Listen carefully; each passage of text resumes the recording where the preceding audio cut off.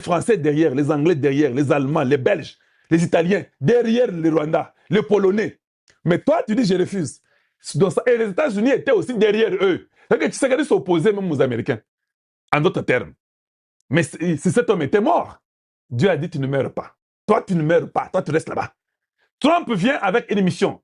Parce qu'il y avait 3 mages. Il y avait Kalonjo Moulumba, il y avait Donald Trump, J. Donald Trump, il y avait Félix Antoine Tshisekedi Tshilombo. Les 3 mages, après cette étoile qui était un paradis sur terre qui s'appelait Jésus. Imaginez-vous que Donald Trump voit Tshisekedi, il dit, il l'aime. Et les gens pensent que nous rêvons quand nous disons ça. Non, c'était la vérité. Donald Trump avec Tshisekedi, et puis les gens ont compris que Zaki peut-être AI. Nous a vérifié. Et ça AI. Regardez comment Trump, avec le respect, regarde Tshisekedi qui parle. Papa, ça sont des images fortes du siècle. Ça sont des images très fortes. C'est-à-dire que Tshisekedi a suppliaka. Ne vous en faites pas. À côté de Tshisekedi, à sa main gauche, il y a une blanche en train de traduire de français en anglais. Donc, il y avait l'interprète. Tshisekedi parlait en français très à l'aise. Regardez juste sur le menton de Tshisekedi. Après, vous verrez les visages d'une femme avec un carnet en train d'écrire, de traduire et d'interpréter directement. Trump regarde Tshisekedi avec respect. C'est comme si Kagame n'existait pas. Kagame, c'est comme s'il a été menotté. Ça sont des images. Non, non. C'est lui qui a pris cette photo. Hein. Il faut m'appeler ça. Il a pris Bako Sakanate. Quelle photo? Je dis bien, quelle photo? Ça, c'est un président congolais. Je dis bien, ça, c'est un président congolais. Il y a Congo Nabiso. Ah, même Mobutu n'a pas fait ça. Ça, je vous l'ai dit, je m'excuse. Hein. Attends, Mobutu, j'accepte. Attends, Mobutu, non, non, pas ça. Peut-être Mobutu, oui, mais non, pas ça. Avec les doigts comme ça. Dès qu'il vantardisme, et ça, madame, vous ne trouvez pas que c'est bon d'être vantard sometimes? Que des fois, c'est bon d'être vantard? Regardez les vantardismes devant Trump. Trump sent que ça, c'est un président. Trump sent que, Oyo, président ya solo solo, Oyo ndeo na kosana ye musala. Il a aimé Tshisekedi. Il a aimé Tshisekedi. Tout le monde le sait à Washington que je vous ai même mis la vidéo de quelqu'un qui disait que Tshisekedi et Trump, je vous ai mis ça, non, il n'y a même pas 5 jours, que Tshisekedi et Trump, ça match, ça clique, plic, à la seconde. Attends vous-même, regardez. Trump, c'est comme s'il est content d'être dans la photo de Tshisekedi. Est-ce que je mens? Trump qui fait comme ça, les doigts, il est content. Oh oui, quand je prends des photos avec des Congolais, ils font les mêmes gestes. Ils sont contents avec Kalonji dans la photo. Écoutez, bien aimé, je suis dans la joie parce que ça, ce sont mes 2 présidents. J'ai 2 présidents. Dieu m'a fait grâce d'avoir 2. J'ai un président qui s'appelle Donald Trump, Donald J. Trump. Et un autre président qui s'appelle Félix Antoine Tshisekedi Tshilombo. J'en ai 2. Et moi-même le 3e. Voici les 3 mages que vous avez. Que je dise encore quoi d'autre? Vous avez vu? Ah, je sais que les autres sont mécontents. Allez-y vous pendre, je m'en fous. Talaoyo. Trump en train de... Non, non, non, non, non, non, non, non. C'est pas possible. Tshisekedi nous sommes chabandi, mais yamoun. Photo yo. Ba M23 bisanga ke ba betaka ba crise moko mystique. Il a été de vérifier. Vous savez pourquoi ça veut dire que c'était AI? Parce qu'il disait que c'est impossible. Alors, pour maintenant échapper, il faut dire que c'est AI. Parce que ça ne peut pas être vrai. Oui, c'était vrai. L'homme et l'autre, ça cliquait comme du barre. Une barre, comme on dit. Ça cliquait à l'instant. C'est comme si c'était des amis de longue date. Hey! Hey! Oyo makamboyo. Nzambe na yebi. Nzambe mokonda yebi makamboyo.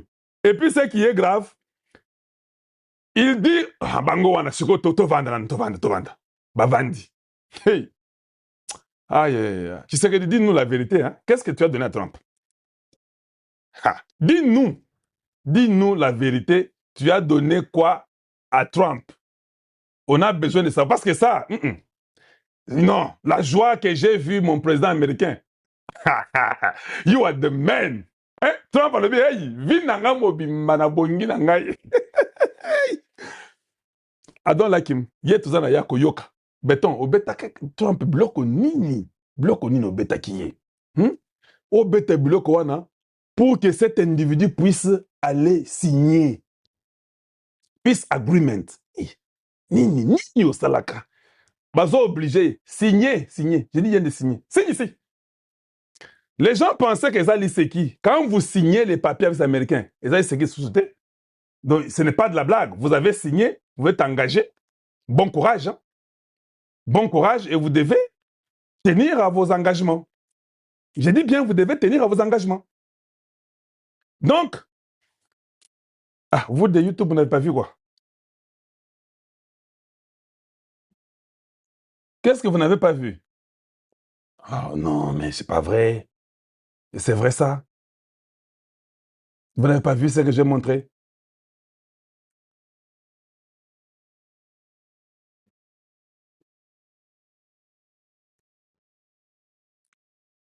Quelqu'un peut me dire, est-ce que vous n'avez pas vu ça? Paul Bovida, merci beaucoup pour les dollars que vous me donnez. Une image parle plus que 1000 mots. Washington, tu l'embolises. Non, vous avez vu ça, je suis content. Maintenant, écoutons. À Washington, ils ont commencé à parler des possibilités de la situation de l'Est. Il faut que quelqu'un me respecte l'accord de Washington. L'accord de Washington parle d'un CONOPS. Les CONOPS, là, c'est le concept des opérations. Ce concept-là, c'est pour voir là où il y a les FDLR et c'est rassurer que les Rwandais sont partis chez eux. Des accords ont signé. L'accord de Trump, l'accord de Washington. La causerie est celle-ci. Le Rwanda doit respecter ce qui a été signé pour la vérification. États-Unis a se porté garant. Kenganandimi va vérifier Bakende. Parce que moi, je vais travailler le Congo. Les États-Unis ont choisi le Congo. Maintenant, il s'est arrivé que dans les possibilités qui ont été évoquées, on a évoqué plusieurs possibilités. La possibilité qui persiste, c'est pourquoi je dis qu'il y a une possibilité que les régimes changent au Rwanda. Parce que la possibilité qui persiste par tous ces conseils-là, les gens de Washington, et de quelques lobbies, quelques sénateurs, quelques congressmen, ils disent que, alors si Kagame n'est plus président, c'est aussi une possibilité qu'il y ait la paix, n'est-ce pas? Et cette possibilité-là est en train de croître dans les rues de Washington, comme on dit dans les couloirs de Washington, là où il y a la politique. Les gens commencent à penser que non, peut-être si lui n'est pas là, les choses changeront. Parce que Trump et son administration présentent toujours la paix dans la région des Grands Lacs. Les États-Unis veulent que la région des Grands Lacs se développe et que lui contrôle cette région-là et qu'il puisse aussi avoir les minéraux du Congo, basically. C'est ça qu'il y a. Mais je ne peux pas les avoir s'il y a la guerre et qu'on sort. Il avait même accepté que non, il y aura l'intégration régionale. Ils étaient sérieux. Ça veut dire qu'il y aura la paix, l'intégration régionale, tout est bon. Et puis on va travailler ensemble. Les Américains sont partis signer avec les Congolais qu'on va s'échanger les renseignements, on va former les militaires sur la défense. Parce que comme il y aura beaucoup d'investisseurs américains au Congo, c'est comme si aux autres dans la forêt où il y a des lions. Non. Qu'est-ce que tu fais quand tu envoies tes enfants dans la forêt où il y a les lions? Tu les mets dans des véhicules, des touristes là qui sont bien protégés et avec des vitres appropriées, tout. Et puis, dans la forêt. Voilà pourquoi les États-Unis ont décidé que je vais renforcer la défense congolaise, je vais renforcer l'armée congolaise. Voilà la raison pour laquelle Nazo Sabino Keno, que le président Tshisekedi retraite même 150 généraux comme un signe fort dans son partenariat avec les Américains. Donc, les Américains ont montré la compréhension. Ils ont compris ça. Il faut qu'on fasse une équipe de suivi. Hein, je crois que je serai parmi l'équipe de suivi. Ça, je vous informe déjà. L'équipe de suivi, des gens qui vont être sûrs et rassurer les Américains que cette histoire doit tenir. Nous devons travailler avec la défense américaine, avec le Pentagone, parce qu'eux doivent rassurer les investissements de leurs frères au Congo démocratique, parce que vous parlez qu'il faut créer l'emploi. Qui va créer l'emploi? N'est-ce pas les investisseurs qui vont venir? Bon, quand ils viendront dans un pays qui n'a pas de défense, n'a rien, où vous voyez des fils indiennes, ou bien des fils indiens, ou bien des lignes indiennes en train d'entrer chez vous comme si c'était une toilette. Non. Voilà, quand je fais les émissions, tout ce que je dis, même au début, après, ça se connecte parce que je sais comment je prépare. Donc, le problème est sérieux.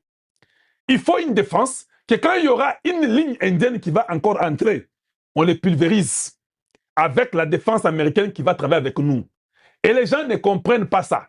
Ils ont signé un MOI avec le Congo pour dire que non, nous entendons que c'est ce qu'on va faire. Et puis, ce qui est étonnant, c'est au moins quand j'ai vérifié pour savoir quand est-ce qu'on veut les mettre en application, les Américains ont dit as soon as possible. Ça dit quoi? Ils sont prêts. Ils ne veulent pas tarder parce qu'ils savent que si nous possédons le Congo et que nous avons déjà choisi Tshisekedi, et Trump a choisi Tshisekedi, il aime, il a choisi. Il a dit, il y a 3 jours, I don't like the guy, I don't like him. Il a dit qu'il n'aimait pas Kagame. Il a dit qu'il ne l'aimait pas. Maintenant, les gens disent, si le CONOPS ne tient pas, parce que ce matin d'aujourd'hui, Washington a encore dit que nous ne sommes pas sûrs que réellement les militaires ont quitté Uvira. Washington a dit ça aujourd'hui. Vous n'avez pas suivi ça? Vous n'avez pas suivi que Washington a le dit bongo? Qu'il n'est pas sûr que les militaires ont quitté Uvira. Vous ne comprenez pas la politique, je vais vous expliquer ça. Washington est en train de créer une crise pour amener Kagame à quitter au pouvoir. Donc, Washington est en train de préparer une carte différente. Washington dit, hein, nous ne croyons pas, on n'a pas vu de signes, il y a solo, qui montrent que le Rwanda quitte Uvira. Or, tout le monde voyait en train de quitter, non? Et ça pression, il y a Kosakanate, parce qu'il y a 72 heures. Les lois, ils ont déjà 48e heure. Après demain, 72 heures. Bokoyo Kabino Moko. Alors, à Washington, les gens ont commencé à dire ceci. Si le Rwanda ne respecte pas l'accord de Washington, nous sommes l'administration Trump. On ne peut pas accepter. Il peut y avoir une possibilité que Kagame tombe. Oh non, mais s'il tombe, les Rwandais veillent les génocides et consorts. Ils ont fait des scénarios. Ils ont dit non. Mais pendant qu'il est au pouvoir, il y a 20 millions de morts. Trump a dit qu'il y a plus de 20 millions de morts au Congo. Le scénario est que s'il n'est pas là, les gens qui mourront là atteindront 20 millions. S'il reste et qu'il y a encore 10 millions, 15 millions qui meurent, quelle est l'option meilleure qu'il faut utiliser? Boyoki, les gens vont vendre Mikwansanamotu. Les amis de Kagame ont compris que non, les gars viennent de commencer à partir. Je vous dis. Et c'est un langage qui devient courant. Allez-y dans les couloirs de Washington. Quand vous avez des politiciens à Washington, vous avez une famille, non? Demandez-leur. Tout le monde commence à dire qu'il y a une possibilité que Kagame puisse partir. Azogissimo. Nalobaki dossier ya Uvira, biso to kolanda te o ba rebelle bazoloba, biso to confirmer makambo eza na terrain. Parce que tozala bandeko na biso na Uvira o bazobeka. Tozobenga bazosola bazoyebisa biso ba situation des amis actuellement ba situation oyo ezolika na Uvira. O to kosola biso na bino. Parce que bato wana bazokanisa lokola toza toujours bana miki ya kokosa.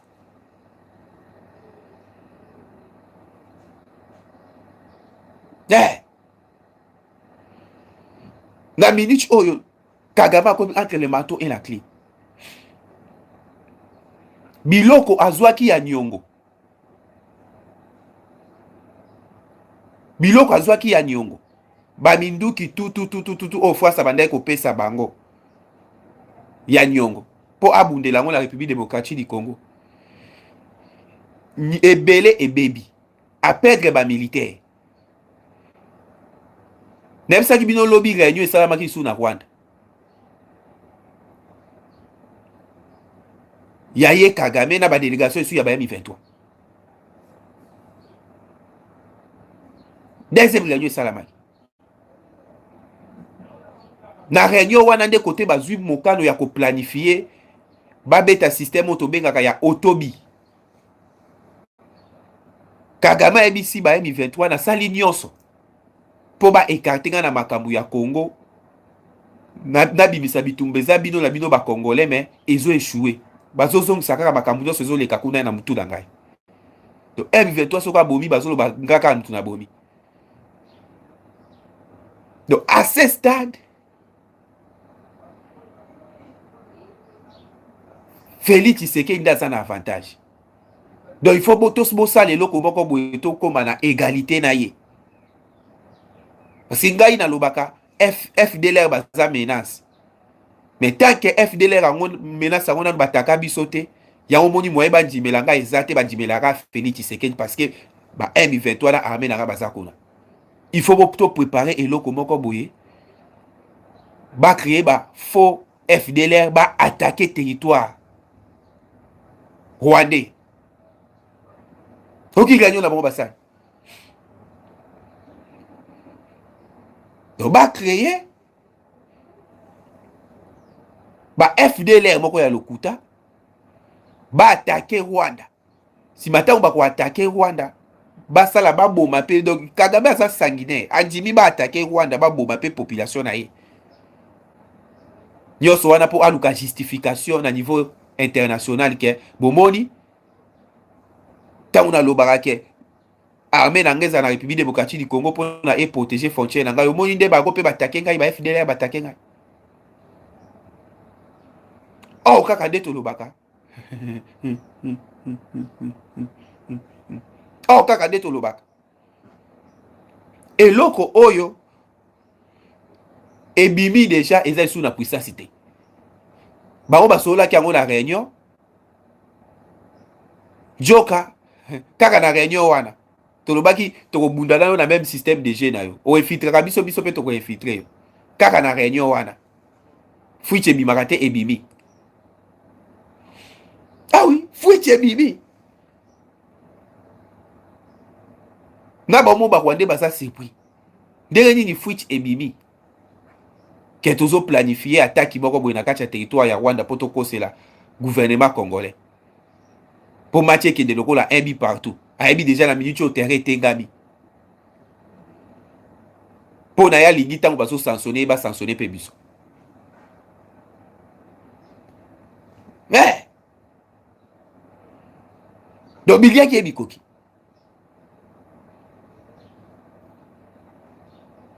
lobi balobaki eza mokolo ya suka na bango pona ko libérer Uvira décision ya ko se retirer na Uvira biso mtutotindaki bango te bango monde balobaki basanti niveau ya pression bazwaki bolandi ministre ya communication ya gouvernement provincial ya Uvira ya Sud Kivu alobi bango bakoki jamais assurer que les M23 va quitter réellement Uvira. Donc, dans la information où ils sont dans terrain. Et bien, là, bango bakati bateli, bakobi ba civil.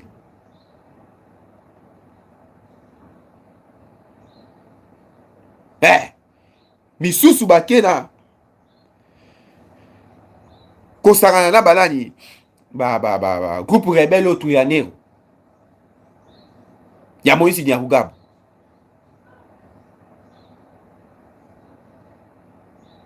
Na au plateau kuna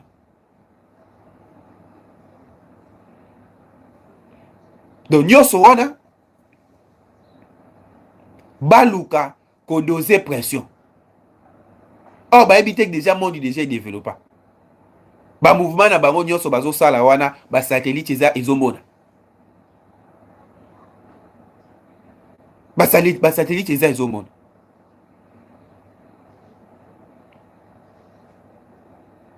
siko na minute oyo pardon na minute oyo nazoyebisa bino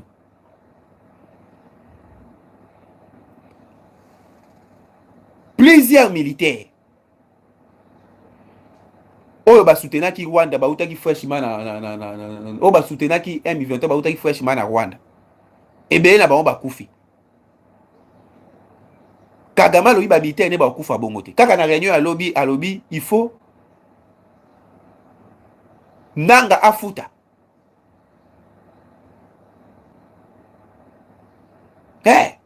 alobi nanga il faut afuta ba militaire na ye na ba matériel na ye nyonso oyo ebebi mpona Uvira ekweya bomoni document moko boye ya M23 babwakaki lobi ke bazosenga na gouvernement pesa bango 65 millions de dollars ya batu na bango bakufi na Uvira wana c'était des Rwandais nango kopesa bango biso ku côté na biso toza na esengo tolobi soki bo libérer Uvira bravo soki bo libérer te biliaki bino bikoki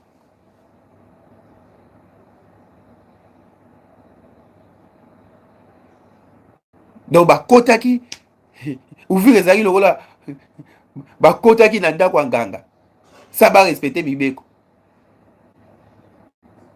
eyindeli bango babimi bakanisi babimi kaka bakokende ekosila na yango njoka kobima na bango kala te babela liboma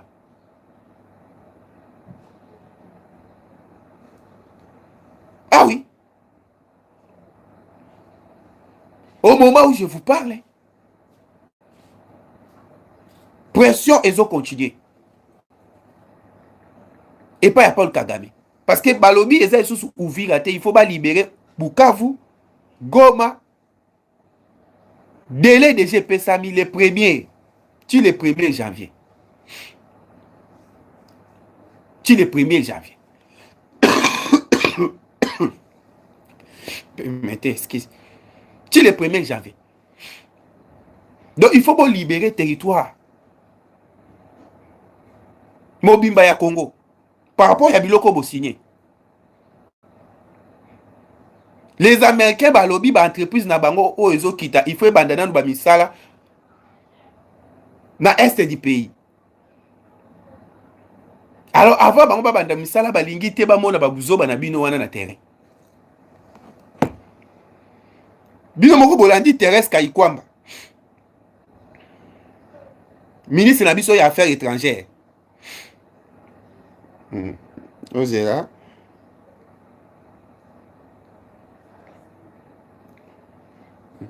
Thérèse Kayikwamba, ministre na biso ya affaires étrangères. Na signature oyo e signame ya deal ya biso na ba américain. Signature et signame ya deal na biso na ba américain. Thérèse Kayikwamba, ministre na biso ya affaires étrangères na biso alobi clairement. Donc eloko fatia lobaka avant ngai na kendo signer eloko wana il faut nazo ba garantie. Na micho nazo ebisa bino ba garantie nyonso déjà toza na ona maboko. Problème ezaka ya Kagame atosa. Soka atosi malamu, atosi pete malamu ezaka na avantage na biso. Parce que garantie oboyoka ki garantie ya sécurité, makambu déjà eza na makambu déjà eza na terrain. Makambu déjà eza na terrain.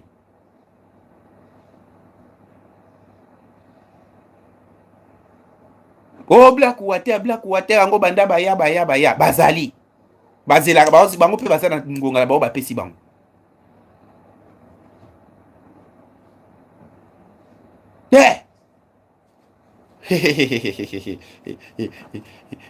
Ba Museveni et les autres là. Ah ba yebi déjà que moi na mai na biso akwei. Ali makambo zo kende. Match ezobe eza sous avantage na bango te. Domoni oyo bangi ba meka bangi ba betelo kwa suka. Ba bengi sa fachi kuna ba sala soki nini ba kosala wana. Na ebisi bino toza awa dimanche facha ko kende te. Facha ko kende te parce que tozu information sommet wana France aza na sima na yango. O ya Museveni. Parce que France na lota bakendaki na États-Unis d'Amérique. Pona kosenga côté ba M23 baza ko se retirer ba Goma Bukavu Chiba Bunagana armée française ba ya wana na quelques pays membres ya l'OTAN. Toyebi déjà il y a quelques pays membres ya l'OTAN ya ba miyibi comme ba Pologne. États-Unis d'Amérique aboyi. Alobi côté nyonso ba rebelle ba ko se retirer. Ba américain de mutu ba ko ya ko imposer wana. Ko s'imposer wana.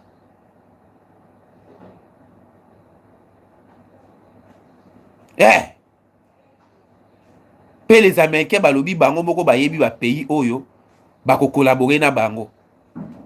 Pona ko tia kimia na ba place nyonso o ba soda na ba ko se retirer.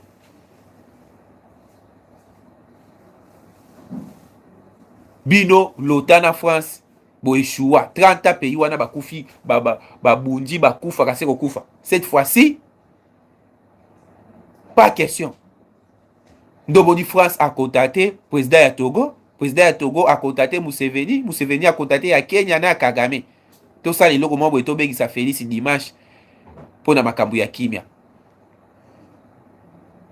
Joka sena se batila Fatima Nyoro na mai. So Fatia y écoute ouais. Basaranaka. Oh baganga kyo. Oh président Félix Tshisekedi ateki mboka ateki minéré. Pourquoi ba fadi kimia? Ba lo ba lisusu. Facha lobaki yango. Accord moko te ko signer ça garantie. Le secrétaire et le ministre des Affaires étrangères signent le mémorandum d'entente entre les États-Unis et la République démocratique du Congo concernant un partenariat élargi en matière de sécurité. Ce mémorandum d'entente s'inscrit dans le cadre du partenariat stratégique établi entre la RDC et les États-Unis et vise à renforcer la coopération en matière de défense et de sécurité. Le mémorandum d'entente définit un cadre général de coopération dans les domaines de la sécurité, de la défense et de la protection des infrastructures et des actifs stratégiques.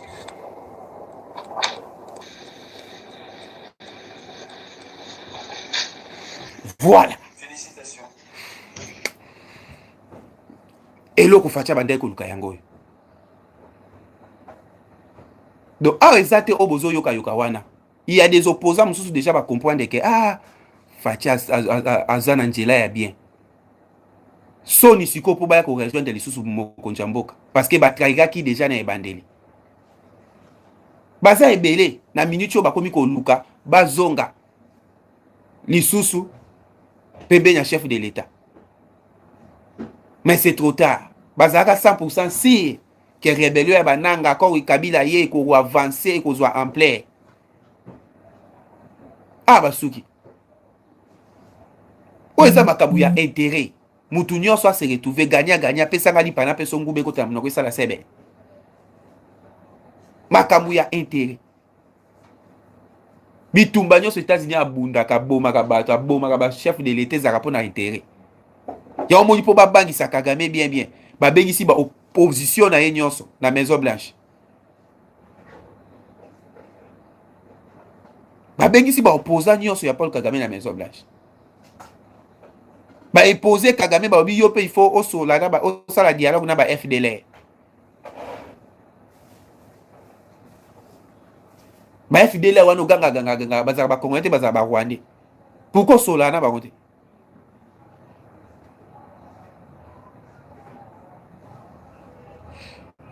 Pourquoi sola na ba ngote? Yo pe il faut sola na ba FDLR.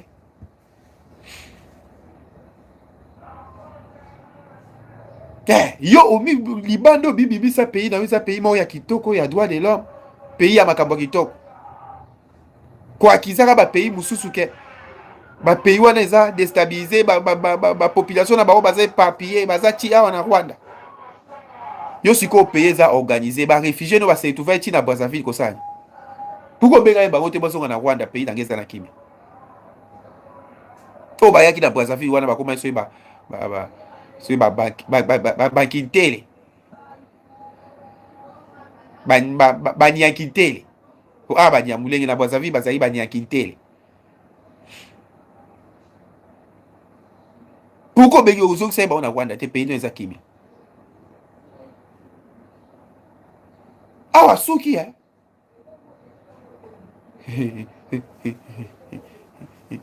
Tant que il a mal choisi l'adversaire dans la période. Surtout période Kagame négligea qui a mon makasi. Or période des ailes très importante. Même les chasseurs qui ont la chasse, il y a une période où il y a mazalaka. Les pêcheurs, il y a une période où il y a mazalaka. Il y a boulé kaka esto salaka ndeto salaka. Ndeto salaka kana nona seti toko yaka boye Congolais mo boye liboso na simane ba Rwandais to imposer ya to bomi Congolais wana to che Rwandais de sous. Jamais wana etikali na makanisi na bino.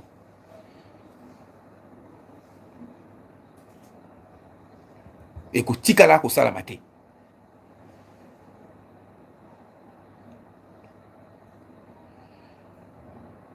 Bande ko na biso siko o bazala niveau ya Uvira. O tozo sola na ba.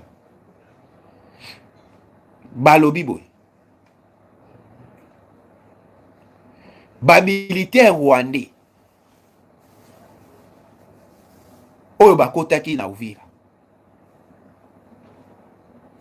Po bakotaki deux catégories ya ba militaire. Bazwaki ba Congolais oyo ba recrutaki na makasi batiaki bango liboso. Bazui ba Rwandais pour na ko appuyer bango. On a solo na bino makambo donc solo na bandeko ba biso baza na Uvira parce que oh tozo beta dans situation ya Uvira ba Rwandais oyo ba Congolais oyo ba rekritaki na makasi na rebellion na bango ba tshai bango liboso ba bega cher à canon ata bango ba kufi problème té po mission ya nanga yango wana ko bomisa ba Congolais pona lokumu ya Kagame abomisa ba Congolais c'est pesa Kagame.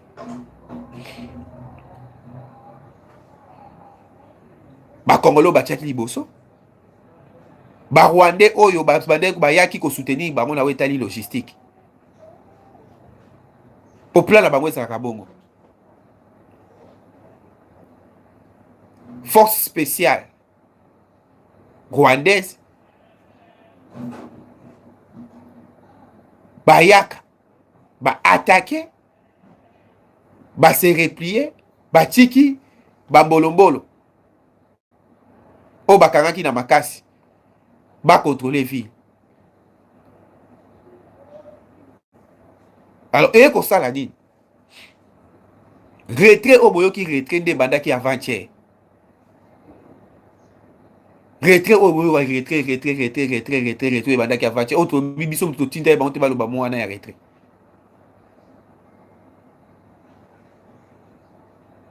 bomonaki ba jeep bomonaki ba soda butu wale za force spéciale rwandaise o ba bandaki ko bima butu pourquoi ba on ba bibi butu ezaki pona na moi eloko bato bakizaka Rwanda ba confirmer ya bote ke armée rwandaise ndezo bundisa biso njoka déjà to yebaki ba Rwandais ba bimaki butu ba Rwandais ba bibi butu alors ba Congolais oyo bakangaka na makasi ba comme ça ba M23 ba Congolais bakangaka makasi ba comme ça ba M23 ba obligé bango ba Rwandais oyo ba bibi butu ba obligé ba militaire congolais wana bakata bateni bafanda kaka na ville wana bapesaka bango ba information ya makambo nde ezoleka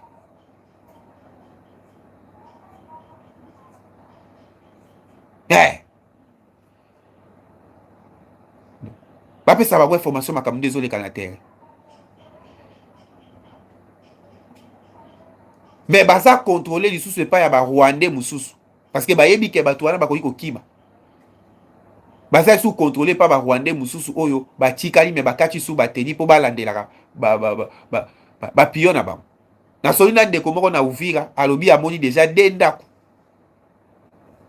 oyo bakolo ndaku wana yebi bango bien bakimaki bitumba ya Uvira baza na micho bazwaki destination baza na Burundi mais na dendaku wana batu bazo fanda wana non autrement identifié selon yenda yebi singa lobi abo iza ba Rwandais donc iza ba Rwandais donc basali système wana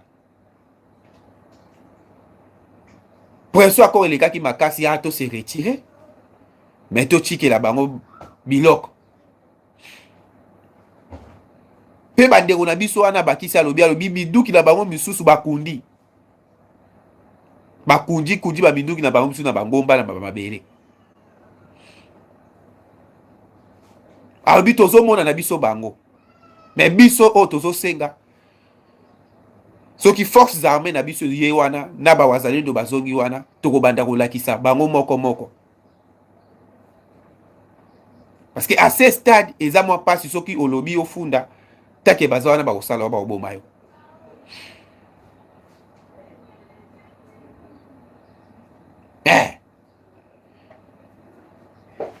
ya omoni les Américains baza mayeli bi retrait na Uvira bien mais ezaka Uvira te eza Congo mobimba mais ko badana na Uvira avant FARDC aya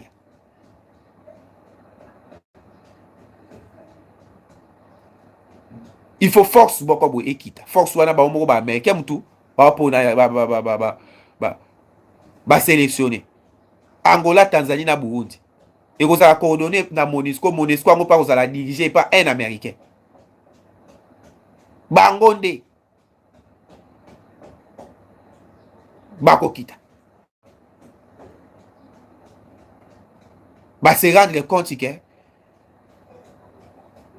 awa danger za lisusu te.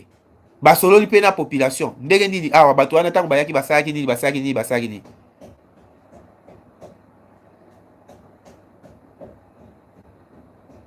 Eloko oyo ebomi, eloko oyo ezobomisa Kagame yango. Ya buleka so ba retrait.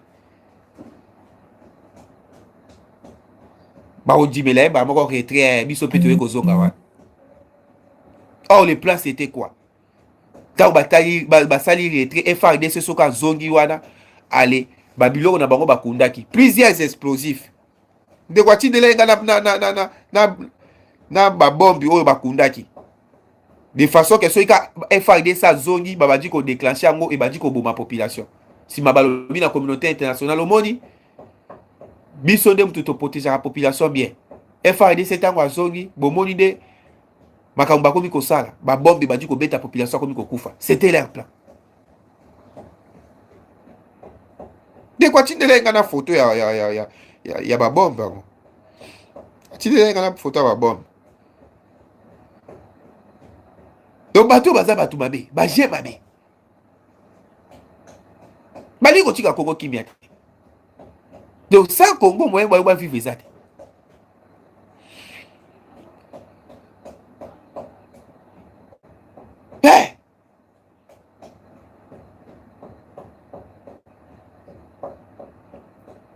Alors quand batataki nyonso ya ko elobaki mokonzi mboka ya konjimisa biso na biloko oyo bandimaka te Faci aboyi parce que Faci n'est pas Kabila oyo abandaki kondima na biloko biso bandimaka te.